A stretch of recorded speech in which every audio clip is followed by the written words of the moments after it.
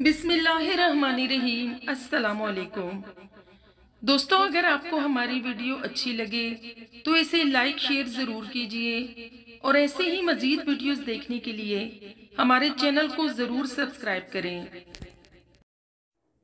एक दफ़ा रसूलुल्लाह सल्लल्लाहु अलैहि वसल्लम एक अंसारी शख्स के पास से गुजरे, इस हाल में कि वो अपने एक भाई से कह रहे थे कि तुम इतनी शर्म क्यों करते हो। आपने इस अंसारी से फरमाया कि उसको उसके हाल पर रहने दो, क्योंकि हया भी ईमान का ही एक हिस्सा है। रसूलुल्लाह सल्लल्लाहु अलैहि वसल्लम ने फरमाया कि 4 आदतें जिस किसी में भी हो वो खालिस मुनाफिक है, और जिस किसी में इन चारों में से एक आदत हो तो वो भी इनफाक में से है। जब तक उसे ना छोड़े वो ये है, जब उसे अमीन बनाया जाए तो अमानत में खयानत करे और बात करते वक्त झूठ बोले, और जब किसी से अहद करे तो इसे पूरा ना करे, और जब किसी से लड़े तो गालियों पर उतर आए। आपने फरमाया, जो शख्स शबे कदर ईमान के साथ मुहिज सवाब और आखरत के लिए जिक्र करे और इबादत करे, उसके गुज़िश्ता साल के गुनाह बख्श दिए जाएंगे। आप सल्लल्लाहु अलैहि वसल्लम ने फरमाया कि जो शख्स अल्लाह की राह में जहाद के लिए निकला, अल्लाह उसका जामिन हो गया। अल्लाह ताला फरमाता है, उसको मेरी ज़ात पर यकीन और मेरे पैगंबरों की तस्दीक ने इस सरफरोशी के लिए घर से निकाला। मैं इस बात का जामिन हूँ कि या तो उसको वापस कर दूँ सवाब और माले गनीमत के साथ, या शहीद होने के बाद जन्नत में दाखिल कर दूँ।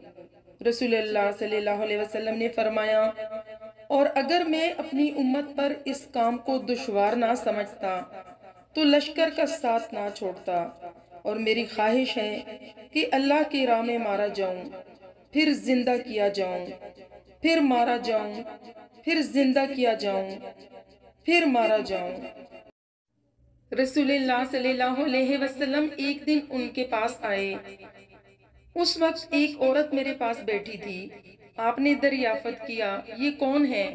मैंने अर्ज की, फलां औरत, और इसकी नमाज की इश्ताक और पाबंदी का जिक्र किया। आप सल्लल्लाहु अलैहि वसल्लम ने फरमाया, ठहर जाओ, सुन लो कि तुम पर इतना ही अमल वाजिब है जितना अमल करने की तुम्हारे अंदर ताकत है। खुदा की कसम, सवाब देने से अल्लाह नहीं उकताता, मगर तुम इस अमल करते करते उकता जाओगे, और अल्लाह को दीन का वही अमल ज्यादा पसंद है जिसकी हमेशा पाबंदी की जा सके और इंसान बगैर उकताए उसे अंजाम दे सके। हजरत सल्लल्लाहु अलैहि वसल्लम ने इरशाद फरमाया, जो कोई ईमान रखकर और सवाब की नीयत से किसी मुसलमान के जनाजे के साथ जाए और नमाज और दफन से फरागत होने तक उसके साथ रहे तो वो 2 क़िरात सवाब लेकर लौटेगा।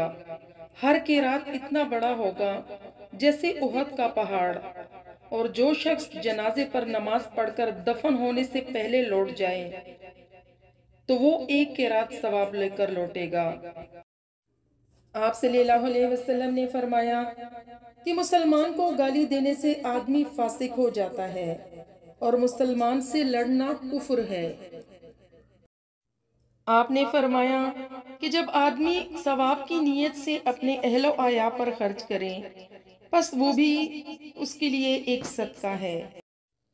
हुजूर ने फरमाया, बेशक तू जो कुछ खर्च करे और उससे तेरी नीयत अल्लाह की रजा हासिल करनी हो तो तुझको उसका सवाब मिलेगा, यहाँ तक उस पर भी जो तू अपने बीवी के मुंह में डाले।